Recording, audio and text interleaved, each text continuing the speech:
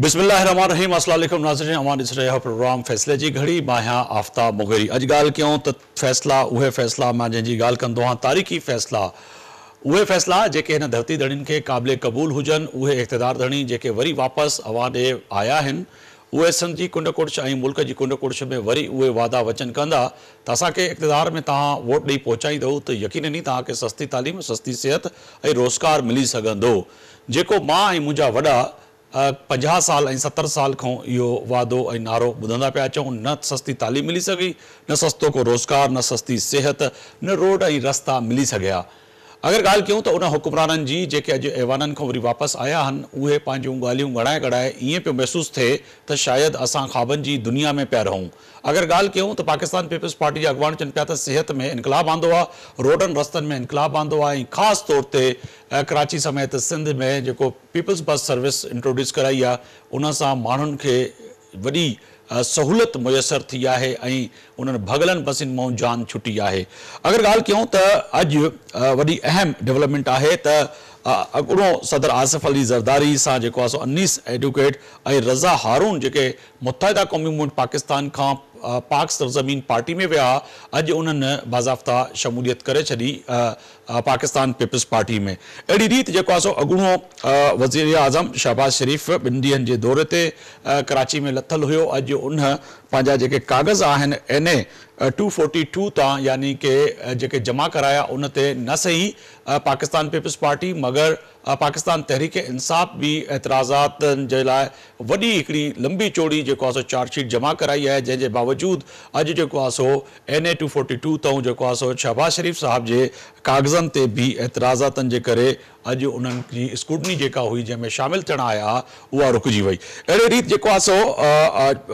GDA जेको वॾो अहम सिंध में हिन वक़्तु चइजे त पाकिस्तान पीपल्स पार्टी ऐं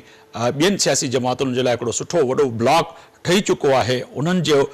जेको अॼु वॾो अहम जेका मुलाक़ातूं थियूं अॻूणो वज़ीर आज़म शहबाज शरीफ़ साहब जेको आहे सो अॼु पीर पगारे साहब सां बि मुलाक़ात कई ऐं मुलाक़ात में बिलख़ुसूस सिंध जे मुख़्तलिफ़ ज़िलनि में ऐं ख़ासि तौर ते कराची जी मुख़्तलिफ़ ज़िलनि में ऐं सीटुनि ते जेको बीहनि पिया पाकिस्तान मुस्लिम लीग नून जा अॻवान या रहनमा या लीडर ओहिड़ी रीति जेको आहे सो GDA सां बि हुननि जेको आहे सो सीट एडजस्टमेंट जे लाइ ॻाल्हि ॿोल कई अहिड़ी रीति जेको आहे सो शहबाज शरीफ़ MQM जे मरकज़ बादराबाद बि वियो ऐं अनीस काइम खानी सां मिली करे अॼु मुश्तरका जेका प्रेस कॉन्फ्रेंस कई उन में उहे ई रवायती जुमिला हुया जंहिंमें उहे ई लफ़्ज़ ॿुधण में आया त MQM हमेशह उन बुॾल ॿेड़ीअ खे सहारो ॾिनो आहे जेका मैशत जी ॿेड़ी हुजे या पाकिस्तान जी जेको आहे सो सियासी ॿेड़ी हुजे जमहूरी ॿेड़ी हुजे उनखे हमेशह उन्हनि साथ ॾिनो आहे अॼु बि उन साथ वठण जे लाइ आया आहियूं ऐं साबिक़ वज़ीर आज़म ऐं क़ाइद मुस्लिम लीग जो पैगाम खणी MQM वटि आहियूं MQM यकीनी तौर ते जेको आहे सो असां सां साथ ॾींदी ऐं NA 242 जितां शहबाज शरीफ़ पाण बि इलेक्शन विढ़े पियो उतां वरी MQM जो अॻवान डिप्टी कन्वेनर जेको आहे मुस्तफ़ा कमाल उहो बि उतां इलेक्शन विढ़े पियो ऐं अगरि मुस्तफ़ा कमाल उतां विढ़े पियो इलेक्शन त यकीनन ई वॾो टफ टाइम मिली सघे थो शहबाज शरीफ़ खे त कोशिशि हूंदी MQM सां जेको अॼु मुलाक़ात में त उन सीटुनि ते कुझु सीटुनि ते जेको आहे सो हथु खणनि MQM खणे त जीअं असां इलेक्शन विढ़ी सघूं अहिड़ी रीति जेको आहे सो सियासी हलचल वॾी अहम आहे ख़ासि तौर त पाकिस्तान में ऐं सिंध में इन ते अॼु ॻाल्हि ॿोल कंदासीं असां सां स्टूडियो में मेहमान जेके मौजूदु आहिनि मां तारीफ़ कराईंदो हलां जेको आहे सो मखदूम मंसूर आहिनि मखदूम मोहसिन साहब आहिनि सीनियर वाइस प्रेसिडेंट आहिनि पाकिस्तान तहरीक इंसाफ जा अवां जी वॾी महिरबानी मखदूम साहब अवां असां सां स्टूडियो में मौजूदु आहियो सरदार रहीम साहब आहिनि जेको आहे सो पाकिस्तान मुस्लिम लीग फंक्शन जा जनरल सेक्रेटरी आहिनि GDA जा इंफॉर्मेशन सेक्रेटरी आहिनि अवां जी बि वॾी महिरबानी असां सां मौजूदु आहियो स्टूडियो में गज़ाला सियाल आहिनि टेलीफोन लाइन ते असां सां मौजूदु आहिनि अॻूणी MP आहिनि पाकिस्तान पीपल्स पार्टी सां तालुक़ आहे अवां जो वॾी महिरबानी मैडम सही ॿुधी पिया सघो पिया जी वॾी महिरबानी जी वॾी महिरबानी मैडम अवां असां सां मौजूदु आहियो मां मखदूम साहब तव्हां ॾे ईंदुसि तय आहे त हिन वक़्तु फ़ैसिले जी घड़ी अची वई आहे पाकिस्तान तहरीक इंसाफ रड़ियूं करे पई त असांखे ओड़ी रीति जेको आहे सो एक्सेस नथी ॾिनी वञे ऐं जहिड़ी रीति मिलणु खपे पर पाकिस्तान तहरीक इंसाफ़ जा अॼु बि मां अॻुवान ॾिठा त इलेक्शन कमीशन मुख़्तलिफ़ पाकिस्तान जे हिसनि में ऐं ख़ासि तौर ते सिंध में बि फॉर्म जमा कराइनि पिया त सर पोइ इहे रड़ियूं ऐं कूकूं वजह आहिनि या बेवजह आहिनि नज़र त अचो पिया तव्हां जिथे किथे वरी महिरबानी आफ्ताब साहब साईं असल में ॻाल्हि इहा आहे त असीं डिमांड कयूं था त तमामु पॉलिटिकल पार्टीज़ खे उन में ख़ुसूसन असांजी पार्टी खे लेवल प्लेइंग फील्ड मिलणु खपे बराबरी जी बुनियाद ते ठीकु आहे अगरि हेतिरी विक्टिमाइज़ेशन जे बावजूदि हेतिरो दीवार सां लॻाइण जे बावजूदि तव्हां अगरि फैक्ट्स ऐं फिगर्स ते ॻाल्हाईंदो त सभिनी खां घणा नॉमिनेशन पेपर्स असांजे पार्टी जे इंडिविजुअल्स जमा कराया आहिनि फाइल कया आहिनि उहे मुंहिंजे ख़्याल में 24,400 समथिंग थिए थी फिगर पोइ ॿियनि पॉलिटिकल पार्टीज़ में नंबर 2 ते PMLN जा 1500-1600 अचनि था पोइ थर्ड ते पीपल्स पार्टी में ॿियूं जमातूं बनि त इहा हिकिड़ी हक़ीक़त आहे त असांजी पार्टी हालांकि जिते असांजी पार्टी हींअर कंहिंसां इताद बि कोन्हे ऐं ओवरऑल जेके ग्राउंड रियलिटीज़ आहिनि उहे हींअर असांजे फेवर में न आहिनि असांजी लीडरशिप जेल में आहे इहो पॉलिटिक्स जो हिसो आहे कॾहिं इक़्तदार हूंदो आहे कॾहिं जेल हूंदा आहिनि इहो हिकिड़ो पॉलिटिकल प्रोसेस जो हिसो आहे पर असीं फ़िल वक़्तु इहो चवणु त असांखे बेवजह न सम्झां त इहो मुनासिबु कोन्हे हा अलबत्ता सुभाणे ताईं लिस्ट अची वेंदी केतिरनि कैंडिडेट्स जा नॉमिनेशन एक्सेप्ट थिया आहिनि केतिरनि जा रिजेक्ट थिया आहिनि जे अगरि बिला जवाज़ रिजेक्ट करण जी रवायत विधी थी वञे तव्हां सम्झो त इहा असांजे लाइ असांजे मुल्क जे लाइ हिकिड़ी सुठी साबित न थींदी ऐं असांजे मुल्क में हिकिड़ी अनसर्टेनिटी आहे अनस्टेबिलिटी आहे ऐं उहा जेसीं ताईं इहा शइ न निकिरंदी मूंखे रुगो हिकिड़ी ॻाल्हि सम्झ नथी अचे त इन ई इलेक्टोरल प्रोसेस तहत हमेशह जीअं इलेक्शन थींदी आई आहे 2013 में इहा इलेक्शन थी त पीपल्स पार्टी क़यादत चयो त RO-DRO इलेक्शन आहे वरी कुझु वक़्त खां पोइ इन ई इलेक्शन ते इन ई इलेक्टोरल प्रोसेस तहत इलेक्शन थी त असांजी पार्टी लीडरशिप चईं हल्कनि वारी ॻाल्हि की त हीउ प्रोसेस सही न आहे मियां साहब 2018 खां वठी चवंदा अचनि त हीउ दांदरी ज़दा सिस्टम आहे 2018 जी इलेक्शन खां पोइ GDA जा दोस्त पीर साहब क़ाबिल इज़त आहिनि तमामु इज़ती निगाह सां उन्हनि खे ॾिसूं था हुननि जो वॾो स्टेक आहे उन्हनि बि चयो त असां सां ज़्यादती थी त जॾहिं MK वारा चवनि था असां सां दांदरी त तमामु स्टेक होल्डर्स इहा शइ मञनि पिया एक्सेप्ट कनि पिया त हीउ हिकिड़ो न्यूट्रल प्रोसेस ही कोने जंहिं तहत ट्रांसपेरेंट इलेक्शन थे। बिल्कुल सरदार साहब को मैं शामिल करूंगा। सरदार साहब आज पीर सदरुद्दीन शाह राष्ट्रीय साहब ने फरमाया कि 68% जो है सैकड़ों जो है वो परसेंटेज जिसको कहें कि वो पाकिस्तान पीपल्स पार्टी का मुखालिफ वोट मौजूद है सिंध के अंदर। तो सर कैसे आपने ये कैलकुलेशन कर ली या ग्राउंड पे वाक़तन आपको नज़र आ रहा है अगर 68% अगर कहें कि वो मुखालिफ वोट मौजूद है तो ये एक बड़ा दावा नहीं है? तो फिर कहें कि लाड़काना, सांगड़, बदीन, ठट्टो, सिजावल, दादू और हैदराबाद, कराची, जेकवाबाद, शिकारपुर, मीरपुर खास, तो सर ये तो यानी कि फिर तो क्लीन स्वीप करेगी GDA जो आपका दावा है। जी हमारी यही कोशिश है और ये बिल्कुल सही फरमाया सदरुद्दीन शाह साहब ने, क्योंकि आप अगर रिजल्ट्स देखें और उसको कंपाइल करें तो पीपल्स पार्टी का एक कैंडिडेट होता है और वो समझें कि अगर टोटल वोट्स जितने कास्ट होते हैं उसके 30% 37% लेता है। उसके मुखालिफिन जो है 10 कैंडिडेट्स होते हैं और वो उनके वोट्स अगर आप देखें तो वो टोटल मजमुआ जो है वो 70% 65% हो जाता है। तो यही वजह है कि GDA की यही कोशिश है कि तमाम जो पॉलिटिकल पार्टीज़ हैं या इन्फ्लुएंशियल ख़ानदान हैं, उनके लोग हैं, उनको एक प्लेटफॉर्म पे लाकर और 1-to-1 मुकाबले की कोशिश की जाए। आप इसकी मिसाल जो है लाड़काना इत्तेहाद पे ले लें, वहाँ पर सारे जो स्टेक होल्डर्स हैं वो एक प्लेटफॉर्म पे हैं पीपल्स पार्टी के ख़िलाफ़, और लाड़काना पीपल्स पार्टी का गढ़ कहलाता है, लेकिन उसमें 2 मरतबा मौज़म अली अब्बासी साहब ने पीपल्स पार्टी को हराया और बड़ी वाज़े जो है अक्सरियत से हराया। तो ये चीज़ प्रूव हो जाती है कि अगर पीपल्स पार्टी के ख़िलाफ़ मुत्तहद हों, एक प्लेटफॉर्म पे हों, तो पीपल्स पार्टी मेजॉरिटी पार्टी नहीं है, माइनॉरिटी की वजह से वो आती है, क्योंकि दूसरे जो उनके मुखालिफ हैं उनके वोट जो हैं बढ़ जाते हैं। ये है असल में सूरत हाल जो कि फैक्चुअल पोजीशन है। जी madam Ghazala Siyal telephone line पर मौजूद हैं, पाकिस्तान पीपल्स पार्टी की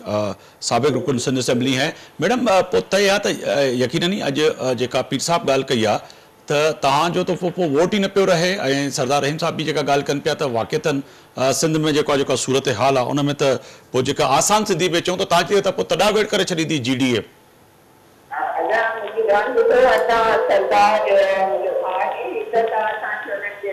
जी जेका ॻाल्हि पिया कनि ग़लति पिया ॻाल्हाइनि ऐं कांग्रेस खे मुतसिफ़ न आहियां तॾहिं पीपल्स पार्टी जो सिंध में बाक़ी जेका ॻाल्हि कनि पिया जी आवाज़ नहीं पहुंच रही थी सही, अगर आवाज़ मैडम की सही पहुंच जाए। जी चलें, कोशिश करें कि इनकी ऑडियो क्लियर हो जाए। मगर सरदार साहब एक तो तय है कि आज MQM के पास भी गए साबिक वज़ीर आज़म शहबाज शरीफ साहब, आपकी जानिब भी आए, तो सर कोई इत्तेहाद होगा, सपोर्ट करेंगे नवाज शरीफ को या फिर कहीं सीट एडजस्टमेंट होगी, क्या होगा सर? ठीक है, हमारी MQM के साथ और जमीयत उलमा इस्लाम के साथ पहली एक ब्रॉड अंडरस्टैंडिंग है जी, और उसमें सीट एडजस्टमेंट भी हो सकती है। लेकिन मुस्लिम लीग नून के साथ आज जो मुलाकात हुई है उसमें ये चीज़ तय हुई है कि एक कमेटी बना दी जाए जी, क्योंकि हमने उनसे शिकायत भी की कि आप इक़्तिदार में रहे लेकिन सिंध के हालात जो हैं वैसे के वैसे हैं और कोई जो रेस्क्यू करने के लिए आप वफाकी हुकूमत में थे, आप नहीं आए। तो उन्होंने तस्लीम किया कि बिल्कुल इग्नोर हुआ है सिंध, लेकिन आइंदा के लिए बेहतर ये है कि एक कमेटी बनाई जाए जो कि सारे मामलात का जायज़ा लें और देखें कि किस तरह से कोऑपरेशन के एरियाज़ क्या हो सकते हैं। तो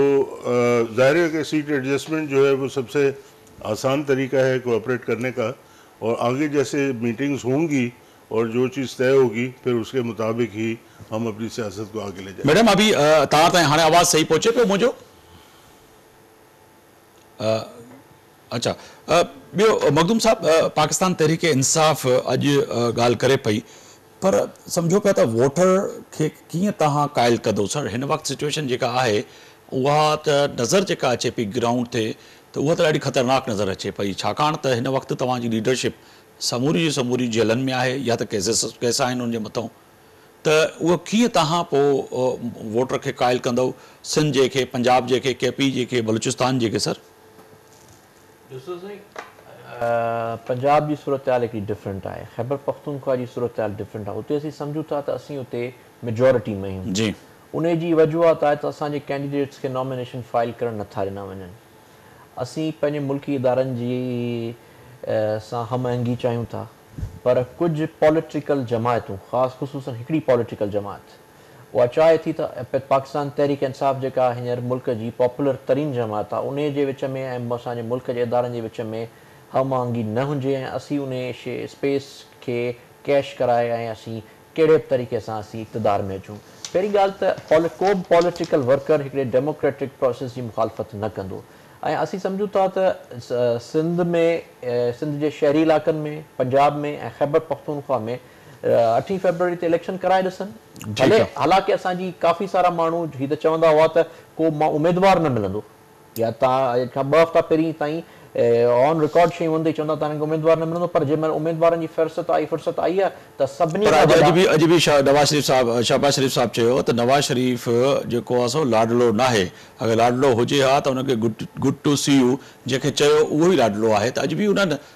तव्हांजे बानीअ तरीक़े इंसाफ़ ते अॼु इल्ज़ाम हणंदे चयो त लाडला त तव्हां हुयो ऐं आहियो, नवाज शरीफ न आहे लाडलो। साईं ॾिसो, अगरि पाकिस्तान जी तारीख़ तां कढी ॾिसो त नवाज़ लीग पैदा कीअं थी, तव्हां 80s वारो ज़मानो कढी ॾिसो, जनरल जीलानी वारे टाइम ते लाडलो कहिड़ो, बेनज़ीर साहिबा वारे टाइम ते पीपल्स पार्टी सां छा कयो, हालांकि असीं पीपल्स पार्टी जा सख़्तु मुखालिफ़ आहियूं, पर जेको कुझु पीपल्स पार्टी सां 80s में थियो असीं हुनजी मज़म्मत कयूं था। हींअर बि तव्हां ॾिसो लाडला असीं कीअं आहियूं, असीं जेल में बि असीं पिया आहियूं, असांजे कहिड़े जेके रिटर्निंग ऑफिसर्स आहिनि DC उहे असांजे कैंडिडेट्स जा, असांजे लीडरनि जा ॻोल्हे MP ऑर्डर्स कढनि पिया अञा ताईं। ऐं मूंखे त इहा ॻाल्हि सम्झ नथी कि शहबाज शरीफ साहिबु मुल्क जो वज़ीर आज़म रहियो आहे, खणी ठीकु आहे सिलेक्टेड ई सही मुसलत थियल ई सही पर हिकिड़ो वज़ीर आज़म रहियो आहे उहो कीअं थो चवे त हिकिड़े पार्टी खे तव्हां निशान अलाट न कयो माना या त हिकिड़ी को बि झमुरी माण्हू आहे सम्झां थो भले पीपल्स पार्टी जो दोस्त हुजे GDA जा दोस्त आहिनि को बि सम्झां थो निशान जी मुखालफ़त न कंदो हा तव्हां निशान अलाट करायो तव्हां मैदान में लो पोइ चवंदा आहिनि त लेट पीपल डिसाइड भले पोइ माण्हू असांखे भले रद्द करे छॾे मैडम गज़ाला सयाल हाणे मां तव्हां ॿुधी सघो पिया सही मुंहिंजो आवाज़ु जी जी हाणे आवाज़ अचे बिल्कुलु वॾी महिरबानी असां ॻाल्हि कयूं पिया जीअं GDA ॻाल्हि करे पई पंहिंजी त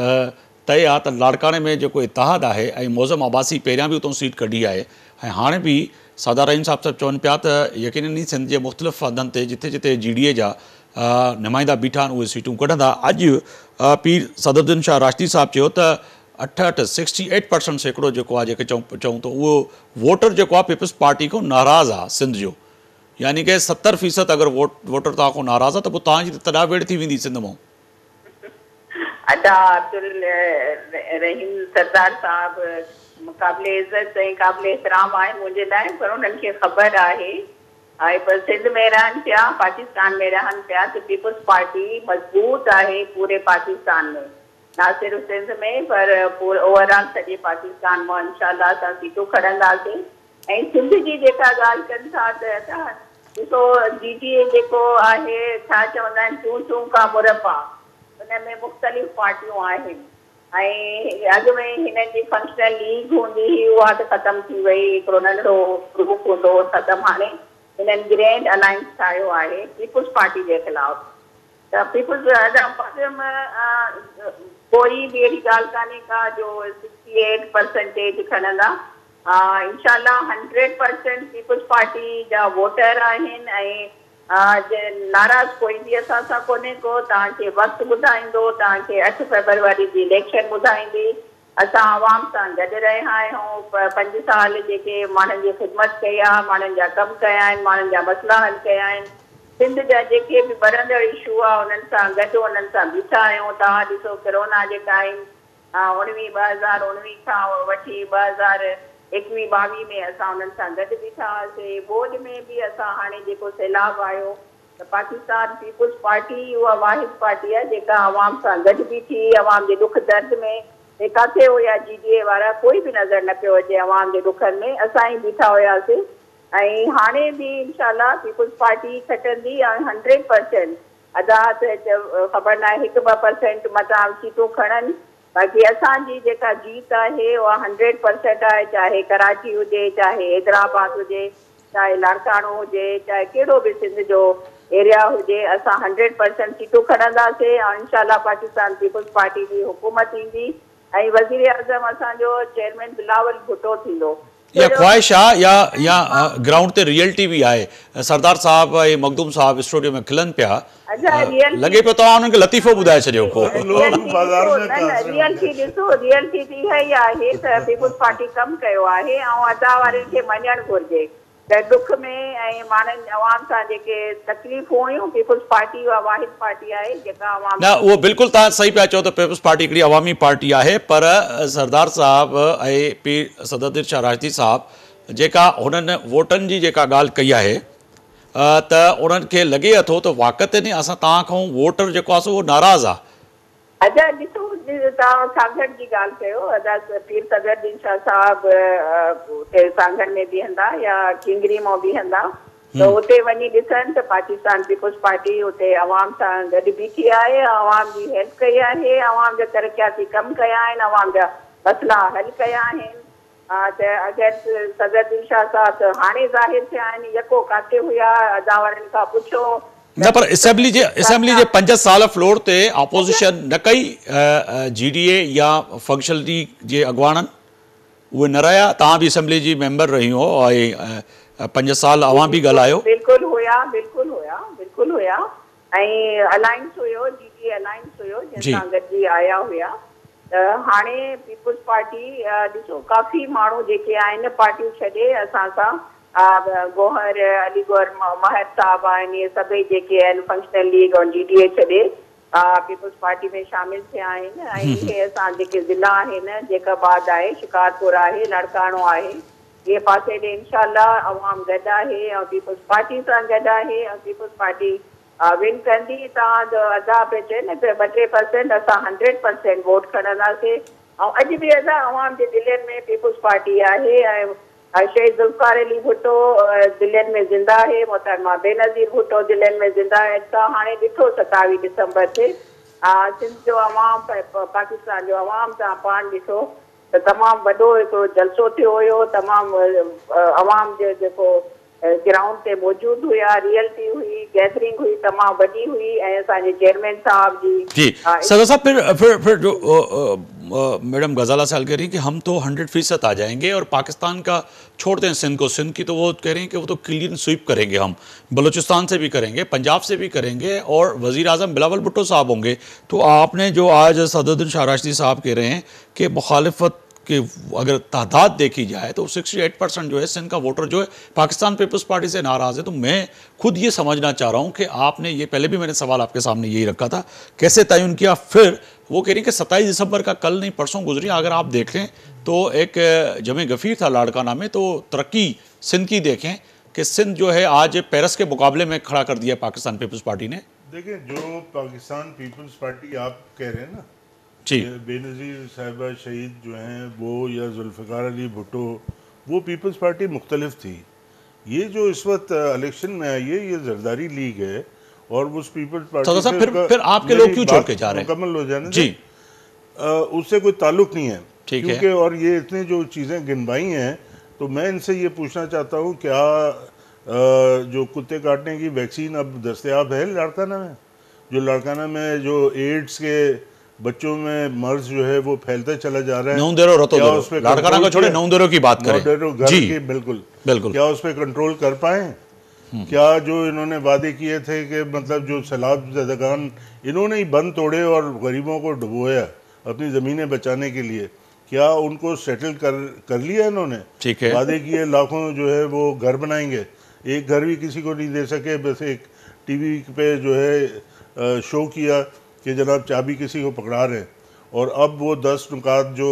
अपना मैनिफेस्टो दे रहे हैं उसमें फिर से ये दोहरा रहे हैं तो तालीम तबाह कर दी इस मुल्क की 19,000 स्कूल जो हैं गो स्कूल हैं इनके अपने स्टेटिस्टिक्स हैं जो सेहत आमा का जो है वो तबाह कर दिया ज़राअत तबाह कर दी लोगों के नौजवानों के लिए मेरिट पे नौकरियां नहीं हैं तो ये क्या चीज़ डिलीवर की है इन्होंने तो ठीक है जो क्लेम कर रहे हैं और जहाँ तक मैं वो आपने जो सवाल बुनियादी किया मैं उसको पहले आपको एक्सप्लेन कर दूं देखिए हम जनरल बात कर रहे हैं कि एक इलेक्शन अगर एक तक पे होता है उसमें एक पीपल्स पार्टी का कैंडिडेट है और 4 जो हैं दूसरे कैंडिडेट हैं फर्ज करें ठीक है तो पीपल्स पार्टी वाले को कैंडिडेट अगर फर्ज करें कि 100 में से 33 मिलते हैं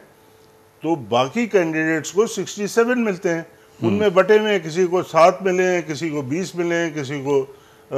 25 मिले हैं इस तरीके से वो बट जाते हैं लेकिन अगर उन तमाम कैंडिडेट्स को एक जगह कर लिया जाए और एक कैंडिडेट भी मुकाबला कर लिया जाए पीपल्स पार्टी से ठीक है उस तरीके से तो वो 35% सैकड़ों यानी कि जो कह रहे हैं कि पीपल्स पार्टी के 35% हो गए बिल्कुल और बाकी के 67% हो गए और ये स्टेटिस्टिक्स भी पुराने इलेक्शंस की हैं बिल्कुल ये जो अदम परफॉर्मेंस है जो खराब परफॉर्मेंस है इस इलेक्शन में वो रिफ्लेक्ट होगी और भी कम ही हो जाएंगे फिगर एक और सवाल जो बड़ा यहाँ पैदा होता है जो गजाला सयाल साहबा ने भी यहाँ पे हाईलाइट किया है कि ठीक है ये कारकर्दगी इतनी इनकी नाकस थी 5 साल में 15 साल में इन्होंने पेरिस नहीं बना सके बकौल जो आप अपोजिशन हैं कि कुत्ते काटने की नौंदुरे में और लाड़खाना में वैक्सीन नहीं है वहाँ पे एम्बुलेंस सर्विस जो दावा कर रहे हैं वो नहीं है वहाँ पर हम मोहनजोदाड़ो बेहतर था जी इस वक्त जो सर वो तो तहजीब याफ्ता कौम का जो है एक शहर था और है अभी भी सीमेंट की ट्रॉलियों पे ले गए लोग बिल्कुल वो गधे गाड़ियों पे उसके बावजूद कह रहे हैं कि अगर आप माशरे में रह रहे हैं बिल्कुल उसके बावजूद सदा साहब वो फरमा रहे हैं कि चले मैं ये सवाल करता हूं आपसे क्या ये जुल्फिकार अली भुट्टो का विजन है बिल्कुल सर आप सही कह रहे हैं कि जुल्फिकार अली भुट्टो का विजन तो ये नहीं था उसका रोटी और कपड़ा मकान था जो जो देना चाहिए था मगर सर उसके बावजूद अगर इनका विजन अच्छा नहीं था सब चीज़ें तो महर बरादरान जो है वो जैसे कह रही हैं कि वो छोड़कर जीडीए को चले गए। सियासी शख्सियात गलतियां करते हैं, मैं समझता हूँ कि उन्होंने गलत वक्त में कोई फैसला किया, उनका जो नतीजा सामने आ जाएगा बहुत जल्दी। अच्छा, उनको रिजल्ट सामने आ जाएगा। तो मैडम पोइ इहो तय आहे त जेको सरदार साहब चवनि पिया त भुट्टो साहब जो त इहो विजन कोन हुयो, इहो त मंशूर कोन हुयो जेको अॼु आहे त नवंदुरे में अगरि ख़ुदा न ख़ास्ता एड्स जा मरीज़ एॾी तादाद में अचनि था, जेके तव्हां पाण असेंबली जे फ्लोर ते बि ॻणाया, उन्हनि खे उते वैक्सीन नथी मिले, कुते जे चक वारी जेका चइजे सुयूं उहा नथी मिली सघे, नांग जे डंगण वारी जेको आहे इंजेक्शन नथी मिली सघे, दादू अस्पताल में वञो त उते कैविलिटी में एमरजेंसी में का फैसिलिटी कान्हे का, लाड़कानी कैविलिटी में कोन्हे का, पोइ इहे जीडीए खे जेके शयूं नज़र अचनि पियूं, पीटीआई खे शयूं नज़र अचनि पियूं, त पोइ इहो तव्हां कीअं माण्हुनि ॾे वोट वठणु वेंदो? ॾिसो, इहे जेके तव्हां ग़लति बयानी कम था वठो, अहिड़ी काई ॻाल्हि कान्हे का। न, मां नथो ग़लति बयानी का कमु वठां, जेका ग्राउंड रियलिटी आहे ऐं सरदार साहब जेका ॻाल्हि हाईलाइट था कनि, मां उहा तव्हांजे साम्हूं पियो रखां। सरदार साहब खे जवाब थी ॾियां त अहिड़ी काई ॻाल्हि न आहे। ऐं जेको चवंदा आहिनि त कूड़ ते मुबनी इहे ॻाल्हियूं जेके आहिनि इहे त तव्हां रोज़ वेही टीवी ते कंदा आहियो, पर अहिड़ी ॻाल्हि कान्हे का। पीपुल्स पार्टी सिहत जे हवाले सां ऐं एजुकेशन में ॾिसो 54,000 असां उस्ताद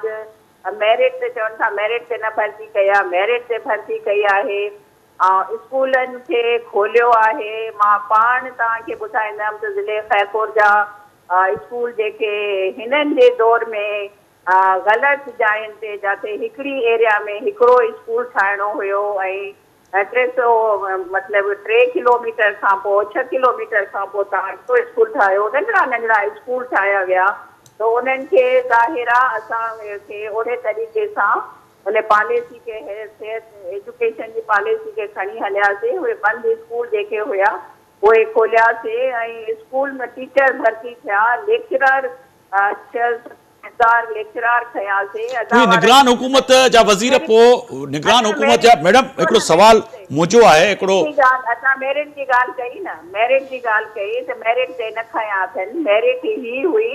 मां थोड़ी देर लाइ सरदार रहीम साहब के, मखदूम साहब के छॾियां पियो। जेके निगरान वज़ीर आहिनि पोइ इहे बाक़ाइदनि तां रड़ियूं कनि था त स्कूल अञा बंदि आहिनि, स्कूलनि जी सूरत हाल दुरुस्त न आहे, ऐं रोज़ानो प्रेस कॉन्फ्रेंस कनि था पिया। पोइ उहे तव्हांजा बि मुखालिफ़ आहिनि जेके निगरान हुकूमत? मुंहिंजी ॻाल्हि ॿुधो, तव्हां शायदि पाकिस्तान में या सिंध में अदा सरदार अब्दुल रहीम साहब, ऐं तव्हां शायदि सिंध में न हुयव त जेका बोर्ड आई, सैलाब आई, उनजो मैडम मां बोर्ड में दादू में भी हुयुसि, लाड़काने में भी हुयुसि, ऐं तबाही में मां दादू में भी प्रोग्राम कया, उते भी मौजूद हुयुसि। पाण ॾिसी आयो न जी, नेचुरल तबाही हुई, नेचुरल आफत हुई, उनमें असांजो कोई ॾोह हुजे त ज़ाहिर आहे उनमें स्कूल तबाह थिया, उनमें हॉस्पिटल तबाह थिया, उनमें जेके ऑफिसूं हुयूं उहे तबाह थिया, माण्हुनि जा घर ख़तम थी विया। उहे बि अॼु वीचारा अॼु थधि में जेको आहे टेंटन में, ऐं जेके तव्हां खेमा ॾिना हुया, एनजीओस खेमा ॾिना, उन में वीचारा वेठा आहिनि अॼु बि। गॾु बीठा हुयासीं, उन्हनि जी रेस्क्यू टीमूं ठाहियूंसीं, उन्हनि खे स्कूल खोले ॾिनासीं, उते वेहारियोसीं उन्हनि खे। लखनि जी तादाद में अदा माण्हू बेघर थिया हुया, लखनि जी तादाद में माण्हुनि जा घर तबाह थिया हुया। अगरि तव्हां ॻाल्हि उहा कयो जेका तव्हांखे सम्झ में बि अचे, तव्हांखे बहितर लॻे, तव्हां इहे ॻाल्हियूं त सभु विसारे छॾियूं आहिनि, असांखे त यादि आहिनि। तव्हां हुयव किथे?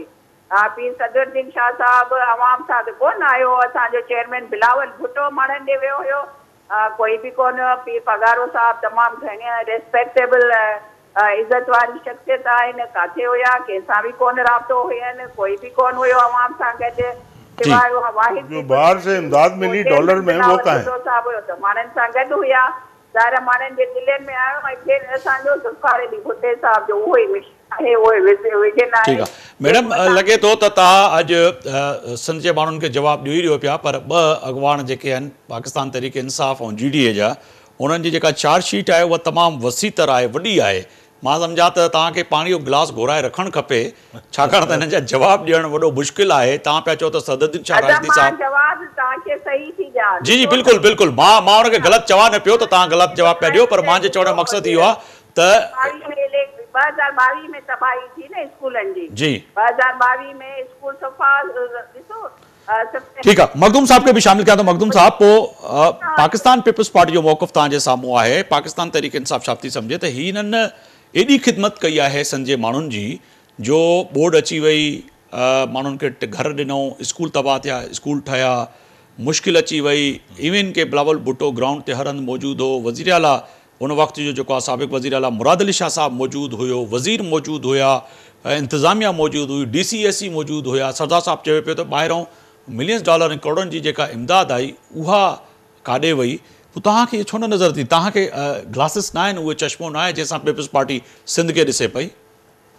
साईं, असीं त बार बार इन शइ जी निशानदेही कंदा था अचूं ऐं हक़ीक़त बि आहे त असांजो ॾिसो न, करप्शन आहे कान्हे, बैड गवर्नेंस आहे कान्हे, सभिनी खां अहम जेको मौज़ू आहे हिन ते पाण कोन पिया ॻाल्हायूं त अकाउंटेबिलिटी। अकाउंटेबिलिटी आवाम खे करणी आहे। ऐं हाणे 8 फरवरी अचे पई, आवाम डिसाइड करे न त आवाम बार बार उन्हनि माण्हुनि खे छो थी मोकिले? पर जे आवाम डिसाइड करे थो, वरी पाकिस्तान पीपल्स पार्टी खे वोट ॾे ऐवान में मोकिले थो, त पोइ वरी तव्हां धांधली जा त नारा न हणंदो जीअं माज़ी में तव्हांजे मथां पाकिस्तान पीपल्स पार्टी नून लीग चवे पई त तव्हांखे हिकिड़ो इंजीनियरिंग जे तहत जेको आहे इलेक्शन खटाई वई। ॾिसो, असांखे हर पॉलिटिकल पार्टी जे मैंडेट जो एतिराम करणु खपे। अगरि किथे पीपल्स पार्टी जी मेजॉरिटी आहे त असांखे उनजो एतिराम करणु खपे, किथे असांजी मेजॉरिटी आहे त उनखे असांजो बि एतिराम करणु खपे, जिथे की ॿियनि पार्टियुनि जे दोस्तनि जो उनखे एतिराम करणु। मेजॉरिटी सर कीअं नज़र ईंदी? मेजॉरिटी त ईअं नज़र ईंदी जेको वोट पवंदो डॿे में, ऐं डॿे में जेको वोट निकिरंदो, चाहे उहो GDA जो निकिरे, PTI जो निकिरे, PP जो निकिरे, MQM जो निकिरे, नून लीग जो निकिरे, त उहो त वोटर फ़ैसिलो कंदो न। वोटर खे तव्हां फ़ैसिलो करण ई नथा ॾियो न। इलेक्टोरल प्रोसेस असीं ने ऐं ही पर्स कयमि सवेर त इलेक्टोरल प्रोसेस जेको असांजो आहे, इन ते पीपल्स पार्टी क़यादत चई चुकी, ऐं कंहिं ते बि तनक़ीद नथो कयो। RO DRO इलेक्शन आहे। मियां नवाज़ शरीफ़ साहब 5 सालनि खां वठी चवंदा था अचनि त ही हाणे किथां चवंदा साईं, हाणे किथां चवंदा, ताजपोशी जूं तयारियूं पियूं कयूं वञनि। PTI वारा बि हिन ते चवनि था, GDA वारा बि हिन ते चवनि था, MQM वारा बि, सभई स्टेक होल्डर्स चवनि पिया त हिकिड़ी proper electoral voting machine system अचणु खपे, बायोमेट्रिक तरीक़े सां, जीअं दुनिया में थिए पियो, हिकिड़ी ट्रांसपेरेंट थिए इलेक्शन। पोइ जो हिन में जेको बि दुनिया त वरी इहा ॻाल्हि कयूं था त केतिरा ई मुल्क वरी जेको आहे सो वापसि थिया आहिनि बायोमेट्रिक सिस्टम तां, ऐं इन जेको आहे इलेक्ट्रिक वोटर सिस्टम तां वरी वापसि थिया आहिनि। पर ठीकु आहे, उन में तव्हांजी कोशिशि हुई, यानी कि पाकिस्तान तरीक़े इंसाफ़ जी, त हिकिड़ो वोटर जेको आहे उहो बायोमेट्रिक तरीक़े सां पंहिंजो वोट ॾे ऐं उनजो जल्दी जल्दी रिज़ल्ट अची वञे, 4-4 ॾींहं 5-5 ॾींहं महीने ते RTS बिल्कुलु वेहण जी ज़रूरत न पवे। पर वरी उन तां बि तव्हां में ई जेको आहे सो तव्हांजी पार्टीअ में बि डिवाइड इन रूल हुयो त बाबा कुझु माण्हू चवनि पिया PTI जा थियणु खपे, कुझु न पिया थियणु। सरदार साहब, बिल्कुल फैसला तो वोटर करेगा कि पीपल्स पार्टी को अगर दोबारा 8 तारीख को ये फैसला कर देती है सिंध की आवाम और उनको जितवा के दोबारा ऐवान में भेज देती है सर, तो फिर GDA का मौक़िफ़ क्या होगा? या फिर वही होगा कि आपके साथ भी 2-2 हाथ हो गए, यानी कि ये RO और DRO इलेक्शन हो गए, फिर आप यही करेंगे? जी, हम यही समझते हैं कि ये RO DRO जिस तरह से लगाए गए हैं, तो ये RO DRO के ही इलेक्शन होने जा रहे हैं। आप अभी से समझ रहे हैं? जी, हम समझ रहे हैं, हम लिखकर हमने इलेक्शन कमीशन को कई बार दिया है। लेकिन एक चीज़ और मैं कहना चाहता हूँ, आप बहुत मायनाज जर्नलिस्ट हैं, साफ़ी हैं, ठीक है, शायद वो 70 के इलेक्शन में आप पता नहीं पैदा हुए थे या बहुत छोटे होंगे जी। उसके बाद से कोई ऐसा इलेक्शन है आप सहाफ़ी की हैसियत से ये कह सकें कि वो मुनसिफाना इलेक्शन हुए और फेयर इलेक्शन थे? सबने उस पर एतराज़ात किए हैं और हर पार्टी ने उस पर अपनी तो फिर अवाम कहाँ हैं? बिल्कुल, आप ये कह रहे हैं कि अवाम ने उनको दोबारा अगर ला के बिठा दिया ना, आइंदा इलेक्शन में इस तरह से होने जा रहा है, तो ये सारा जो खेल है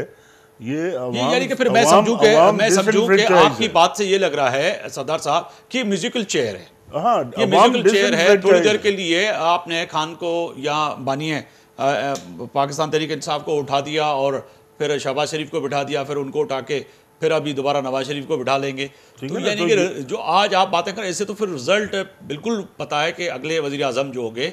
वो आपकी बातों से जो मैं महसूस कर रहा हूँ कि वो नवाज शरीफ ही होंगे। अब हो या ना हो मुझे नहीं पता, नहीं आपकी बातों लेकिन वो बाद में तो प्लान चेंज भी हो जाते हैं ना। कहने का मकसद ये है कि हमें डेमोक्रेटिक प्रोसेस की तरफ जब तक हम नहीं जाएंगे, अवाम की दादरसी नहीं हो सकती, ये महज़ब माशरा नहीं बन सकता, यहाँ पर लोगों को सहूलियात नहीं मिल सकती। अगर सिर्फ मर्ज़ी के लोग लाए जाएं, वो चाहे वो RO DRO के इलेक्शन उसको कह लें, सेलेक्टेड गवर्नमेंट्स उसको कह लें, वो डिलीवर नहीं कर सकते क्योंकि उनके पास पावर ही नहीं होती, उनकी आवाम की बैकिंग। सरदार साहब, जो सिंध के लोग देख रहे हैं और ओवरसीज पाकिस्तानी जो देख रहे हैं इस वक्त पूरी दुनिया में, उसके बाद सोशल मीडिया पे भी लोग बड़े अपने कमेंट्स डालते हैं, सवाल आते हैं, कम से कम सर चले मैं आपसे ये मालूम करता हूँ कि कराची से सिंध के मुख्तलिफ अजला से GDA के मजबूत उम्मीदवार कहाँ कहाँ पे हैं, और आप समझते हैं कि ये हल्के और ये ज़िले से हम जीत के इस ऐवान में, सूबाई ऐवान में और वफाकी ऐवान में, यानी कि इस्लामाबाद और कराची में पहुँचेंगे? जी इंशाल्लाह, देखें हमारी यही कोशिश है कि हम मेजॉरिटी हासिल करें सिंध असम्बली में भी, और कौमी असम्बली में जाहिर है कि हम सिंध बेस्ड अलायंस है बिल्कुल, तो लेकिन हम उनकी मदद करें मतलब जिनके तवक्को साथ कितनी है हम सीटों की? अगर आप जो आज शाह साहब ने जो फरमाया है 35% जो है सिर्फ वोटर जो है इनके पास, पीपल्स पार्टी के पास है, और अगर आपसे PTI भी इत्तेहाद कर देती है, MQF भी सपोर्ट कर लेती है, नून लीग भी आपके पास आ जा गई है, तो अगर सारे कहीं ना कहीं मिलके और एक अलायंस बना लेते हैं, PMLN, MQM, PTI और GDS के साथ जितनी जमातें हैं, तो फिर तो पाकिस्तान पीपल्स पार्टी तो सीटें नहीं निकाल सके, तो फिर आप कितनी निकालेंगे सर? जी इंशाल्लाह बात यही है, और लेकिन ये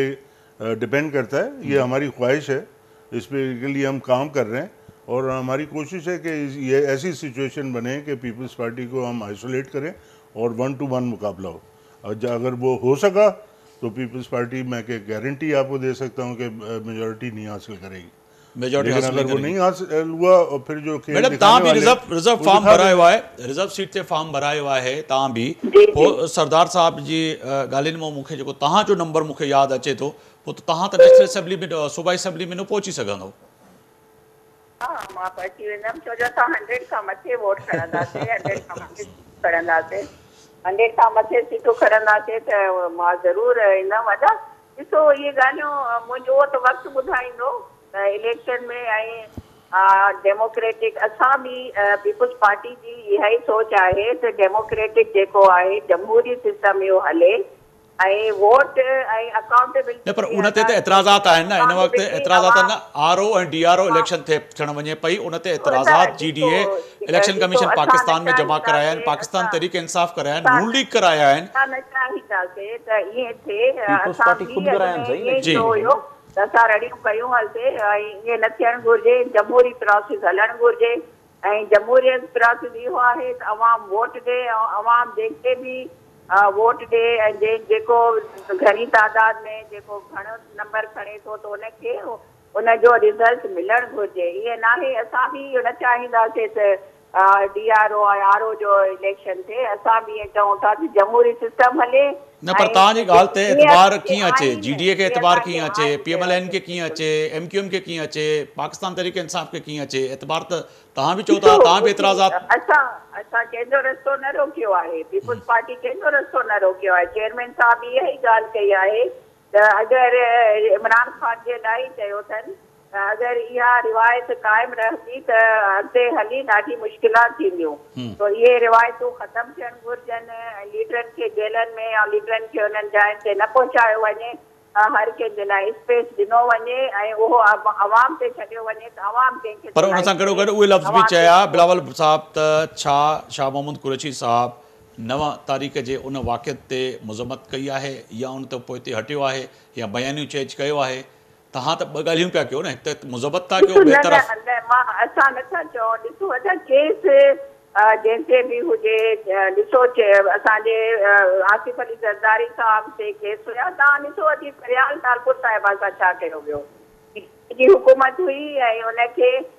ईद वारे सुभाणे जो ईद हुई, हिकिड़े ॾींहुं राति जो उनखे कहिड़ी उनजा हालत थिए, अस्पताल मां उनखे पकड़े ऐं विया जेलनि में, त इहे प्रोसेस इहे ॻाल्हियूं न थियणु घुरिजनि। असां चऊं था शाह महमूद कुरैशी साहब पर तव्हां हलो ठीकु आहे, हिते त मुखालिफ़त तव्हां खैरपुर में वेठियूं आहियो, हिते त मुखालिफ़त चलो ठीकु आहे GDA या पाकिस्तान तहरीक इंसाफ़ या MQM या नून लीग करे थी, पर पीपल्स पार्टी जे तव्हांजे शहर मां क़ाइम अली शाह जी फैमिली मेंबर पंहिंजो फॉर्म भराए छॾियो आहे, तव्हांजे अंदर ही जेको आहे सो माण्हू हिन वक़्तु जेको आहे सो एहतिजाज कनि था, उहे चवनि पिया असांखे हक़ नथो ॾिनो वञे, चंद माण्हू आहिनि जेके इर्द गिर्द उन्हनि खे ई जेको आहे सो नवाज़ियो वञे थो, त पोइ इन ॻाल्हि खे कीअं असां सम्झूं? ॾिसो मुंहिंजी ॻाल्हि ॿुधो, हर कंहिंखे हक़ आहे, हर कंहिंखे आज़ादी आहे, तव्हां हर माण्हू खे असां त कोन बाउंड करे वेठा हूंदासीं, पीपल्स पार्टी वटि बाउंड थी थो,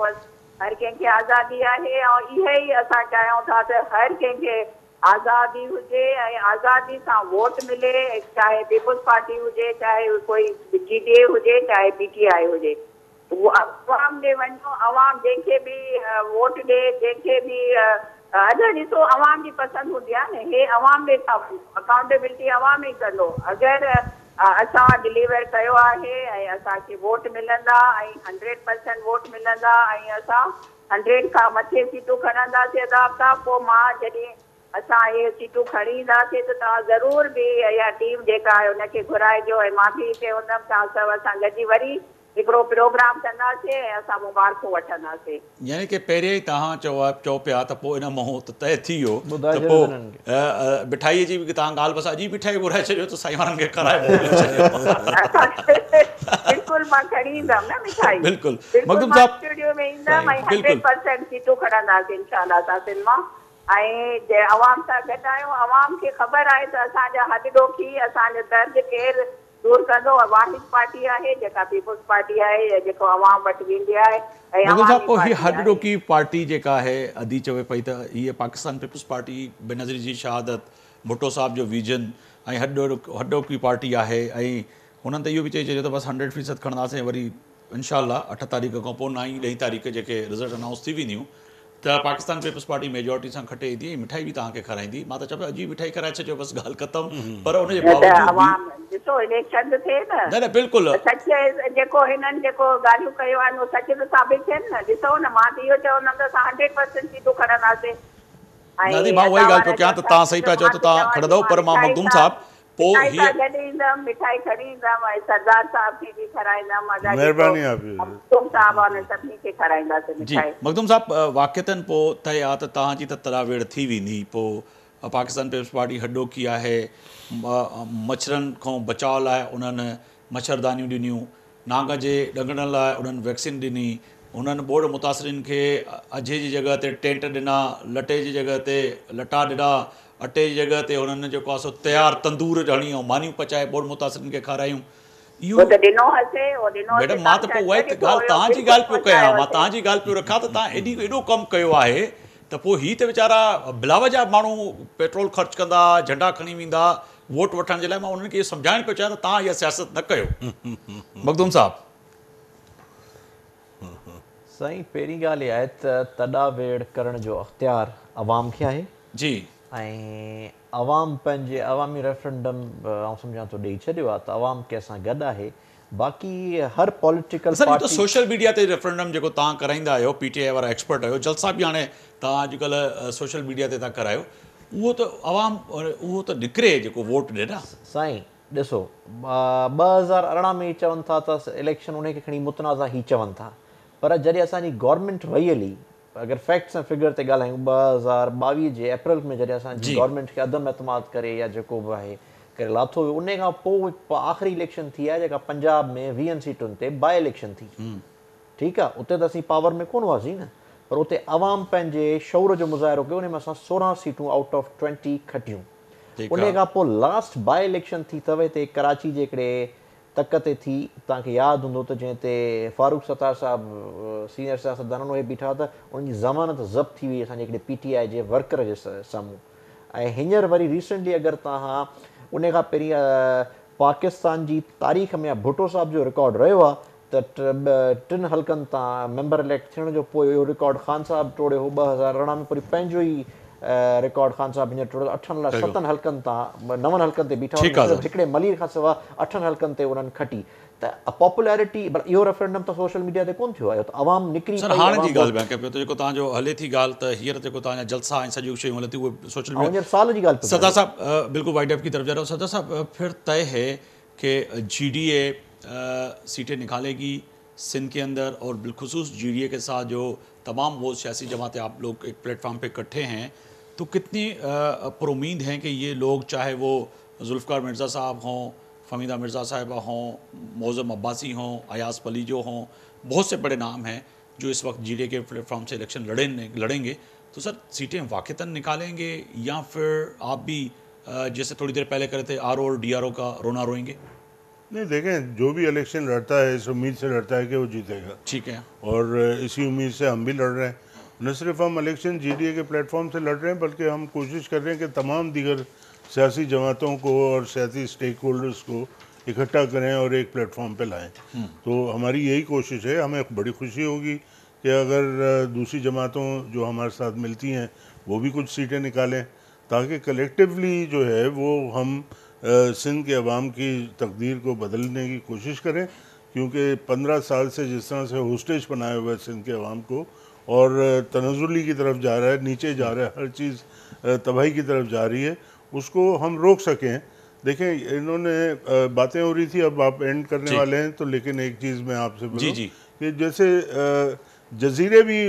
इनकी नज़र में थे, उसको भी बेच रहे थे। ये तो हम अगर आवाज़ नहीं उठाते में थे जजीरे भेजने का। जी, हम तो पीपल्स पार्टी की ज़मीन है ना, मतलब सिंध की ज़मीन है, ठीक है। अगर बगैर सिंध की गवर्नमेंट के तो ये बात तो आगे नहीं बढ़ सकती थी, ठीक है ना। तो पीपल्स पार्टी तो सिंध का हर चीज़ बेचने के लिए तैयार है, सिर्फ ये पैसे कहाँ जा रहे हैं ये आपको भी पता है और हमें चलें, बहुत शुक्रिया सरदार साहब, आप स्टूडियो में मौजूद थे हमारे साथ और आपने वक्त निकाला। मखदूम साहब, आपका भी तव्हांजी बड़ी महिरबानी। अदी गज़ल सियाल अवां जी भी बड़ी महिरबानी त अवां वक्त कढियो। यकीनन तय आहे त 8 तारीख़ ते वॾो अहम फ़ैसिलो थियणो आहे। फ़ैसिले जी घड़ी अची वई आहे, अवां खे फ़ैसिलो करिणो आहे, सही वोट जो इस्तेमालु करिणो आहे। उहे इक़्तिदार धणी जिन खे वरी अवां वोट ॾेई ऐवान में मोकिलींदव, उहे इन सिंध जो, इन धरती जो फ़ैसिलो को अहिड़ो कनि जेको अवां लाइ ऐं मुंहिंजे लाइ ऐं ईंदड़ मुस्तक़बिल लाइ हिकिड़ो सुठो साबित थिए। सूमर ते वरी मुलाक़ात थींदी, तेसिताईं आफ्ताब मोगरी खे इजाज़त ॾींदा। अल्लाह हाफ़िज़।